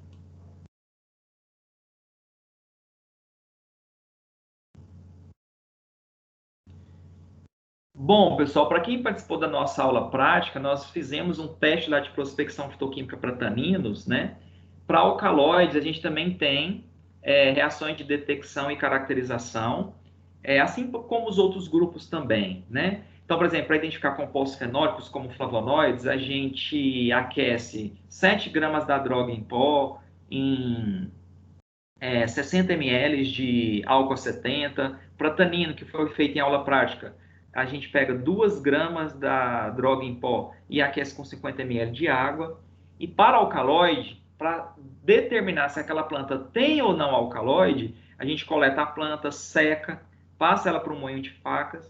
E essa droga em pó, a gente pesa 2 gramas e aquece com 20 ml de ácido sulfúrico a 5%. Filtra e distribui esse filtrado em tubos de ensaio. E em cada um desses tubos de ensaio, geralmente são 6, a gente adiciona um reagente específico para alcaloides. Ao pingar esse reagente, se houver uma turvação ou formação de um precipitado com cor característica, a gente determina a presença de alcaloide naquela planta ou naquela espécie vegetal em questão. Tá? Vou mostrar uma figura como que isso seria observado, né? Observado a olho nu. Tá? Esses reagentes têm uma composição bem complexa e são reagentes só utilizados para a identificação de alcaloides. Tá? Então, a gente tem o reativo de Mayer. Aqui tem a composição de cada um deles, que não vem importância, né? Saber isso aí, mas só como forma de consulta mesmo. Que quando você pinga na solução extrativa a partir da droga ou de uma espécie medicinal em pó em questão, você obtém um precipitado branco ou marrom acastanhado. No de Dragendorf é um precipitado vermelho tijolo ou alaranjado bem característico. De Bolshadai de Wagner é um precipitado marrom avermelhado. No de Bertrand é branco ou marrom claro. De Sonesken é branco. No de Ager é amarelo ou marrom médio, tá? Então, como eu disse para vocês, são 6 reagentes gerais. Mayer, Dragendorf, Bolshardar ou Wagner, Bertrand, Sonesken e Ager. Então é isso aqui que você faz, ó. Você aquece não, né? Você obtém a solução extrativa aquecendo 2 gramas da droga em pó com 20 ml de ácido sulfúrico, deixa sob fervura, filtra e distribui em 6 tubos de ensaio. E em cada tubo de ensaio você coloca cada um daqueles reagentes. Aqui, no primeiro, esse aqui, né? A partir desse, foi colocado o reativo de Mayer, segundo aqui, o Dragendorf. Aí na ordem, Bolshardar, Bertrand, Ager e no último, ácido tânico. O que acontece? Se você tiver a formação, tá vendo? De um precipitado de uma cor característica, de acordo com cada uma dessas cores que foram colocadas aqui para cada um desses reagentes gerais, isso significa que a planta é possuidora de alcaloides, tá?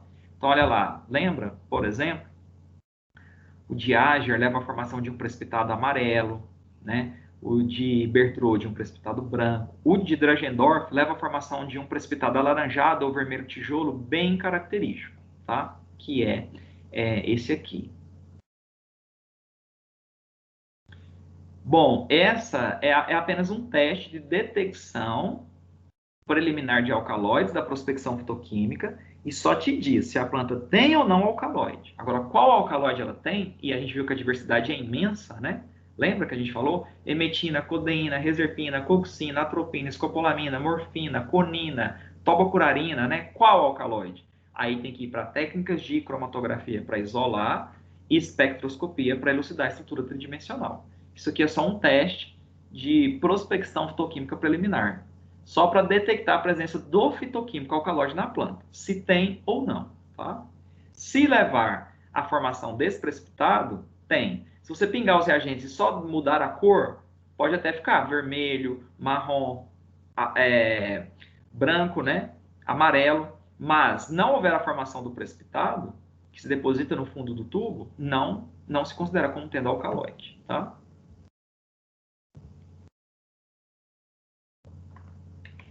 Nós vimos que os alcaloides têm uma pronunciada e marcante atividade farmacológica ou por vezes até toxicológica, né, em animais.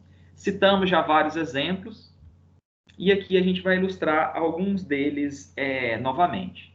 Estão extraídos da raiz da ipeca, né, a ipecacuanha, nós temos um alcaloide chamado de emetina.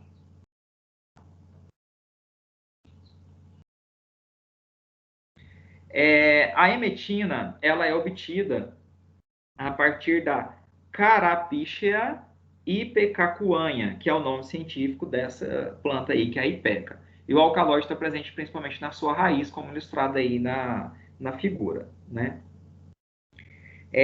A emetina, ela é usada para o alívio da tosse de resfriados, apresenta atividade expectorante, é facilmente encontrada em xaropes associados a outras drogas, como o alcaçuz, a glicirrisa glabra, que é muito rica em saponina.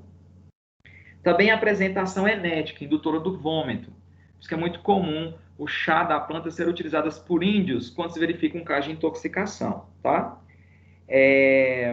Então, ela é utilizada em preparações utilizadas sobretudo por medicamentos ou envenenamentos. Então, quando há uma sobredose por medicamento ou envenenamento, é comum se utilizar, né, a emetina para a indução do vômito. Além disso, além dessa ação emética indutora do vômito, já foi descrito para a emetina a sua propriedade amebicida, ou seja, ela atua sobre amebas, sobre protozoários, causadores da amebíase, né? Então, ameba histolítica, por exemplo.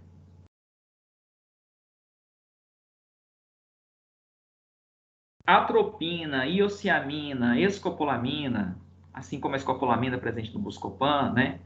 A atropina, ela tem propriedades narcóticas e tóxicas, mas utilizadas isoladamente com total controle da dosagem, né, ela apresenta propriedades terapêuticas, tá? Todas elas têm ação anticolinérgica, antiespasmódica, diminui movimentos peristálticos relacionados à musculatura lisa do trato gastrointestinal, vesícula biliar e bexiga. Por isso que a escopolamina presente no Buscopan é muito utilizado para cólica, né?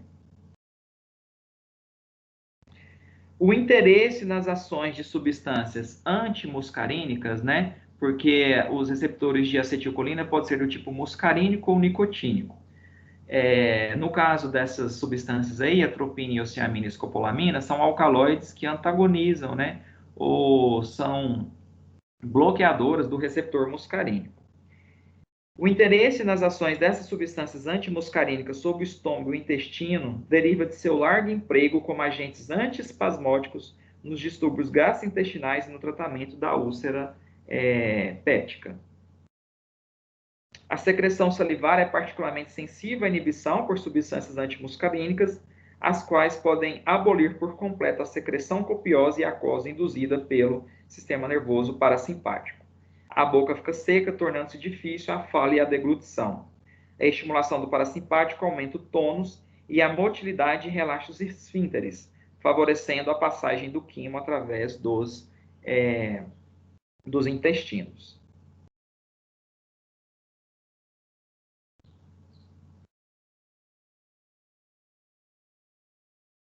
Além disso, pessoal, os antagonistas muscarínicos, como é o caso da atropina, da iociamina e da escopolamina, né, foram amplamente empregados no tratamento da úlcera péptica, mas eles provocam efeitos colaterais como secura da boca, perda de acomodação visual, fotofobia e dificuldade na micção, o que não facilitava a adesão dos pacientes, motivo pelo qual deixaram de ser utilizados para esse fim. Tá? Os efeitos no sistema nervoso central de antagonistas de receptores muscarínicos levaram ao seu uso também no tratamento da doença de Parkinson. A atropina e outros alcaloides tropânicos e seus derivados reduzem as secreções tanto nas porções mais altas quanto nas mais baixas do trato respiratório. Na nasofaringe, esse efeito pode produzir um alívio sintomático da rinite aguda associada à coriza. Os alcaloides tropânicos podem induzir dilatação brônquica, tendo sido muito usados no tratamento de asma brônquica. Parecem exercer efeitos benéficos quando a obstrução das vias aéreas é associada à bronquite crônica.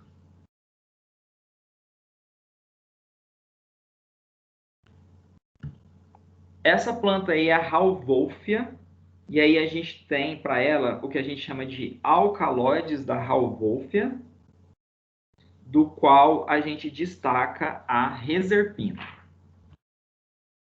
Então, Rauwolfia serpentina é uma planta que fornece um alcaloide chamado de reserpina. A reserpina, ela tem principalmente efeito antihipertensivo. É um alcaloide com essa propriedade, né? Ela age diminuindo o nível de catecolaminas, noradrenalina, por exemplo, e serotonina no sistema nervoso central e em outros órgãos. A queda da pressão se deve à diminuição da resistência periférica e da frequência cardíaca após a administração crônica, e a diminuição dos mediadores no sistema nervoso central explicaria sua ação sedativa e também neuroléptica, né?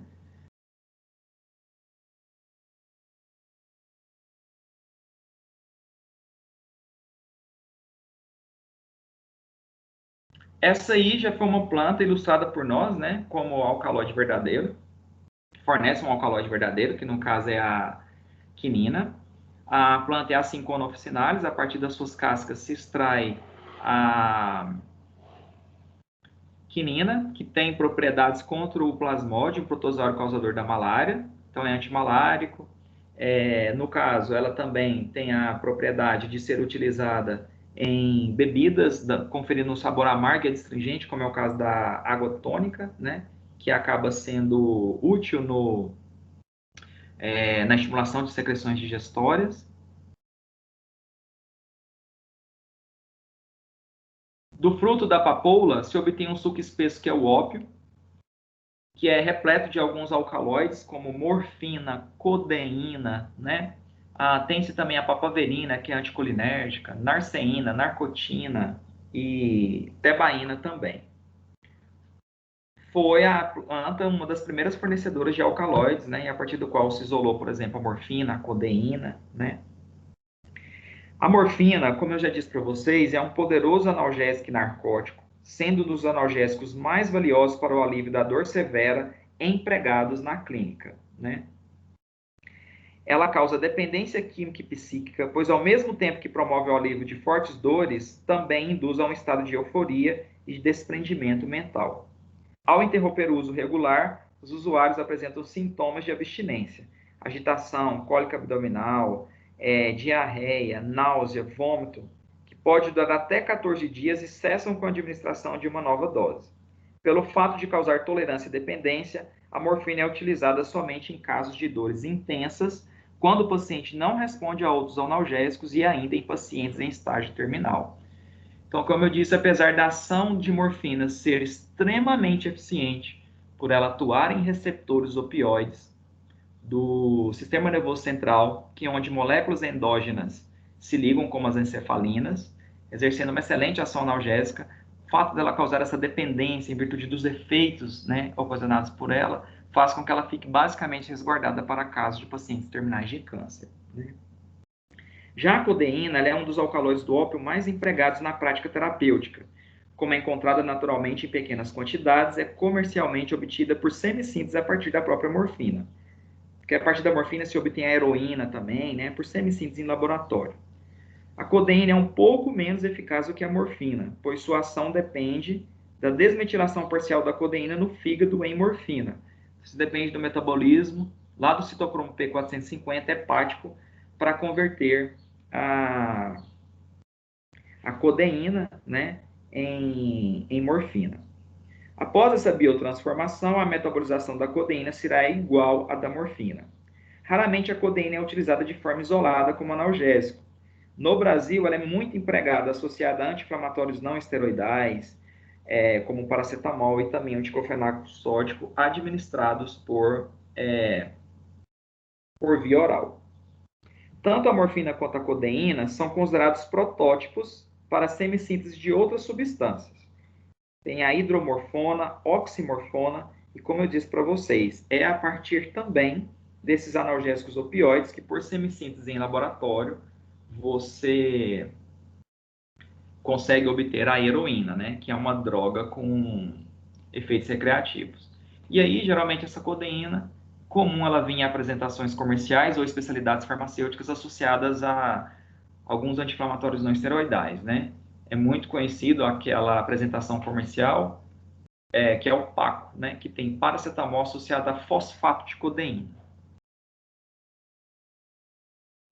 Aí já como uma metilxantina, né? Um pseudoalcaloide, extraído das sementes do guaraná, paulina cupana, do café, coffea arábica, também presente no chá da Índia ou chá verde, né? A gente tem a cafeína como potencializadora da ação analgésica, como estimulante do sistema nervoso central e como uma potente vasoconstritora craniana. Por isso que ela é muito utilizada em associações em medicamentos antigripais, analgésicos e anti-enxaquecosos também. Existe uma planta do gênero Colchicum, né, que fornece, né, a obtenção de um alcaloide, que é a coxina, e essa coxina ela tem a propriedade de desfazer as fibras do fuso acromático ou mitótico, paralisando a divisão celular. Então, ela é um alcaloide que paralisa a divisão celular em metáfase, tá? E ela também é muito utilizada no tratamento da gota. Só que o mecanismo exato da ação antigotosa é desconhecido. Aparentemente, a coxina diminui a motilidade leucocitária, né, de células do sistema imune, diminuindo o processo inflamatório, né, a fagocitose e a produção de ácido lático, diminuindo o depósito de cristais de urato e a resposta inflamatória resultante, que é muito comum na gota.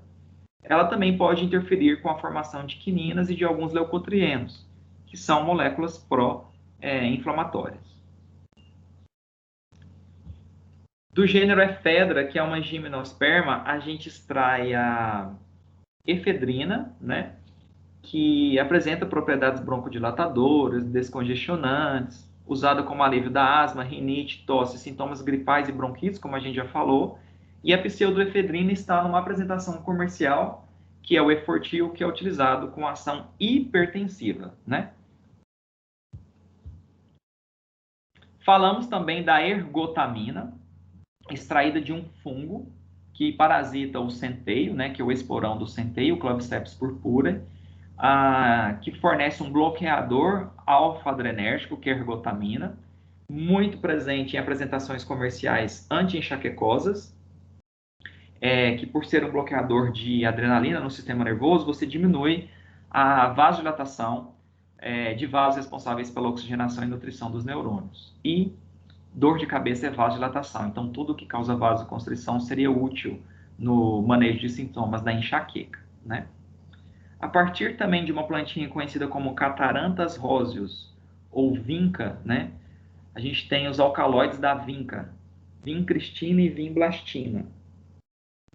Vincristina e vinblastina já são, tradicionalmente, e com propriedades validadas cientificamente, como antineoplásicas, tá?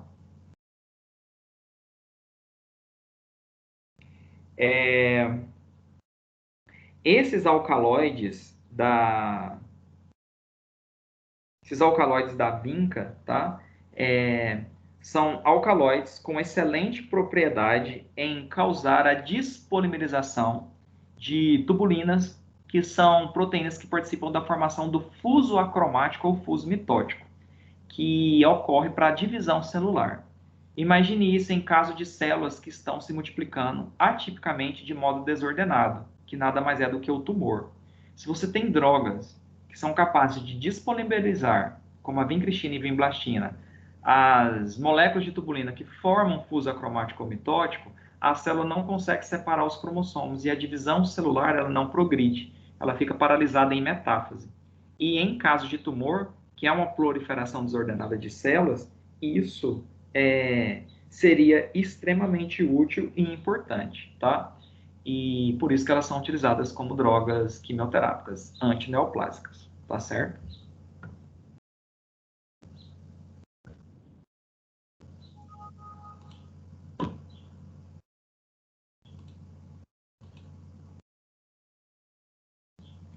Bom, pessoal, como eu disse, eu iria passar algumas informações importantes a respeito da finalização do semestre, mas aí eu vou passar essas informações depois que eu finalizar a gravação da aula. Mas sobre o conteúdo, alguém gostaria de fazer alguma pergunta?